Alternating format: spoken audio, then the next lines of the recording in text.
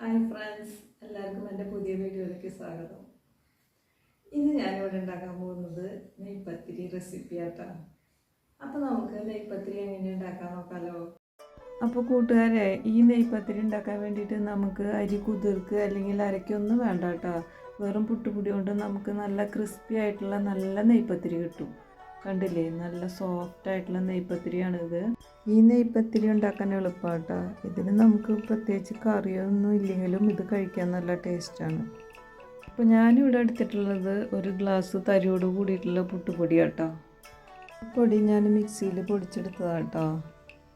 ഞാൻ സാധാരണ 5 കിലോ പൊടിയൊക്കെ ഒരുമിച്ച് മില്ലിൽ പോയി പൊടിച്ച് കൊണ്ടുവന്ന് വയ്ക്കാറാണ് ചെയ്യാറ്.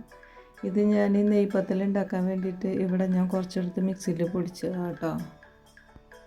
ഇനി ഇതിലേക്ക് നമുക്ക് പാകത്തിന് ഉപ്പിട്ട് കൊടുക്കാം കേട്ടോ. എന്നിട്ട് നന്നായി മിക്സ് ചെയ്ത് കൊടുക്കാം. ഈ ടൈമിൽ നമുക്ക് ഇതിലേക്ക് വേണ്ട വെള്ളം തിളപ്പിക്കാൻ വെക്കാം കേട്ടോ. ഇതിലേക്ക് നല്ല തിളച്ച വെള്ളമാണ് കേട്ടോ എടുക്കേണ്ടത്. നൂൽപുട്ട് മാവിന് തിളപ്പിച്ച വെള്ളം വേണ്ട പോലെ തന്നെയാണ് ഈ നെയ്പത്തിരിക്കും തിളപ്പിച്ച വെള്ളം വേണം കേട്ടോ. ഇനി ഇതിലേക്ക് നമുക്ക് 1 സ്പൂണ് നെയ്യ് ഒഴിച്ച് കൊടുക്കാം കേട്ടോ. നെയ്യിന് പകരം നമുക്ക് വെളിച്ചെണ്ണ ഓയിലോ ഉപയോഗിക്കാം കേട്ടോ. അപ്പോൾ ഇതിലേക്ക് ആവശ്യമായ വെള്ളം തിളച്ചിട്ടുണ്ട്. അപ്പോൾ നമ്മൾ അരിപ്പൊടി എടുത്ത ആ ഗ്ലാസ്സിൽ തന്നെ ആയിരിക്കണം ഈ വെള്ളം എടുക്കാൻ ശ്രമിക്കേണ്ടത് കേട്ടോ. തിളച്ച വെള്ളം എടുക്കുമ്പോൾ സൂക്ഷിക്കണേ, കൈയൊക്കെ പൊള്ളാതെ നോക്കണം. ഇത് വഴുക്കണ സ്റ്റീലിൻ്റെ ഗ്ലാസ് ആയതുകൊണ്ടേ നല്ല ചൂടുമുണ്ട്, വഴുക്കുന്നുണ്ട്. ഞാൻ തുണിയൊക്കെ കൂട്ടി പിടിച്ചിട്ടുണ്ട്. ഇതിലേക്ക് കുറേശ്ശെ വെള്ളം ഒഴിച്ച് നമുക്ക് സ്പൂൺ കൊണ്ടോ അല്ലെങ്കിൽ മരത്തവി കൊണ്ടോ നന്നായിട്ട് മിക്സ് ചെയ്ത് കൊടുക്കാം കേട്ടോ. ഓരോ അരിപ്പൊടിക്കും വെള്ളത്തിൻ്റെ അളവിന് വ്യത്യാസം ഉണ്ടാവും കേട്ടോ. അത് നോക്കി വേണം വെള്ളം ഒഴിച്ച് കൊടുക്കാൻ.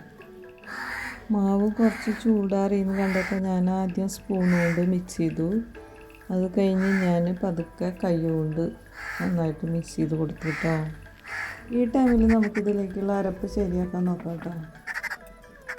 അതിനായിട്ട് ഞാനൊരു മിക്സി ജാറിൻ്റെ ബൗളിലേക്ക് 1/2 കപ്പ് തേങ്ങ, അതിലേക്ക് 3 ഉള്ളി, 1 സ്പൂൺ ജീരകം, കറിവേപ്പില, ഇതൊക്കെ എടുത്ത് നമുക്ക് ഒതുക്കിയെടുക്കാം കേട്ടോ.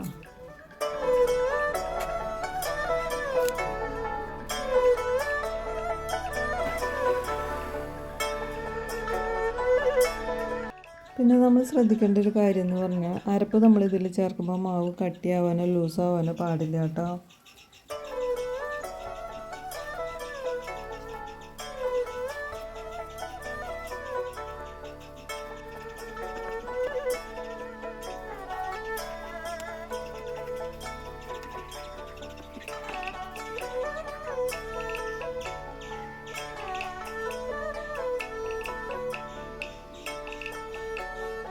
അങ്ങനെ നമ്മുടെ പത്തിരിക്കുള്ള മാവ് റെഡി ആയിട്ടുണ്ട് കേട്ടോ. അത് നമുക്ക് 10 മിനിറ്റ് റെസ്റ്റ് ചെയ്യാൻ വെക്കാം. അപ്പോൾ 10 മിനിറ്റ് കഴിഞ്ഞു. ഇനി നമുക്ക് അത് ഒരു വാഴയിലയിൽ പത്തിരി പരത്താം കേട്ടോ. പത്തിരി പരത്താൻ ഏറ്റവും നല്ലത് വാഴയില കേട്ടോ. വാഴയില കിട്ടാത്തവർക്ക് നമുക്ക് പ്ലാസ്റ്റിക്കിൻ്റെ കവറൊക്കെ കിട്ടില്ലേ, അതിൽ നമുക്ക് എണ്ണ തടവിയിട്ട് അതിലും പരത്താൻ പറ്റും കേട്ടോ. എനിക്ക് കൈ കൊണ്ട് പരത്തിയാൽ ശരിയാവാത്തതുകൊണ്ട് ഞാൻ ചെയ്യണ മെത്തേഡാട്ടോ ഇത്. നിങ്ങളും ഒന്ന് ട്രൈ ചെയ്ത് നോക്കണേ. എന്തായാലും പ്ലേറ്റ് വെച്ച് ചെയ്തുകൊണ്ട് നമുക്ക് നല്ലൊരു ഷേപ്പ് കിട്ടിയിട്ടാണ്.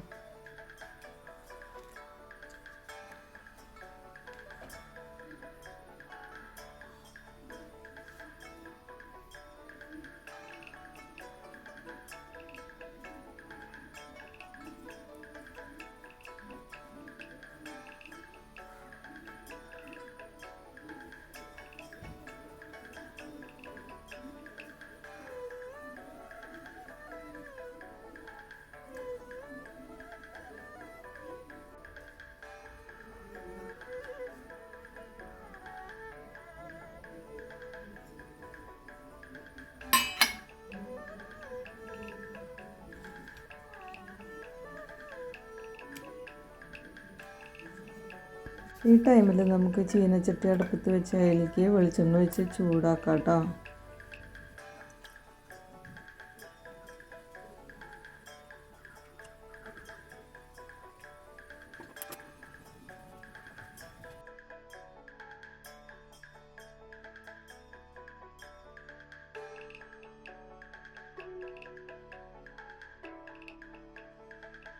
എണ്ണ ചൂടാകുമ്പോൾ നമുക്ക് അതിലേക്ക് നെയ്യ് ഒഴിച്ച് കൊടുക്കാം കേട്ടോ. നെയ്യ് ചേർക്കുന്നതുകൊണ്ടാണല്ലോ നെയ്പത്തിരിന്ന് പേര് വന്നത്. അപ്പോൾ എണ്ണ നന്നായിട്ട് ചൂടായി വന്നിട്ടുണ്ട് കേട്ടോ. അപ്പോൾ നമുക്ക് ഓരോ പത്തിരിയും നമുക്ക് ഇതിലേക്കിട്ട് നന്നായിട്ട് മുരിച്ചെടുക്കാം. അപ്പോൾ എപ്പോഴും ശ്രദ്ധിക്കേണ്ട ഒരു കാര്യം എന്താണെന്ന് വെച്ചിട്ടുണ്ടെങ്കിൽ നമ്മളിത് ചെയ്യുമ്പോൾ എപ്പോഴും മീഡിയം ടു ഹൈ ഫ്ലെയിമിലായിരിക്കണം കേട്ടോ ചെയ്യേണ്ടത്. കണ്ടോ, പത്തിരി നന്നായി മുരിഞ്ഞ് പൊളച്ച് വന്നിട്ടുണ്ട് കേട്ടോ. നല്ല ക്രിസ്പി ആയിട്ടുള്ള പത്തിരിയാണ്. ഇതേപോലെ ആയിരിക്കണം. നല്ല ബ്രൗൺ കളറാക്കണം എന്നുണ്ടെങ്കിൽ ആക്കാം, അല്ലെങ്കിൽ ഗോൾഡ് കളറാകുമ്പോൾ തന്നെ നമുക്ക് വാങ്ങിയെടുക്കാം. അപ്പം നമ്മുടെ മുരിഞ്ഞ നെയ്പത്തിരി ഇവിടെ തയ്യാറായിട്ടുണ്ട് കേട്ടോ. ഈ നെയ്പത്തിരി നമുക്ക് രാവിലത്തെ കടിയായിട്ടോ വൈകുന്നേരത്തെ കടിയായിട്ടൊക്കെ ഉപയോഗിക്കാം കേട്ടോ.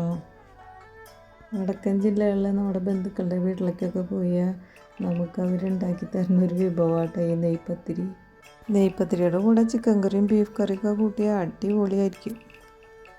ഞാനിന്ന് നെയ്പത്തിരിയുടെ കൂടെ ചിക്കൻ കറിയാട്ടോ ഉണ്ടാക്കിയത്.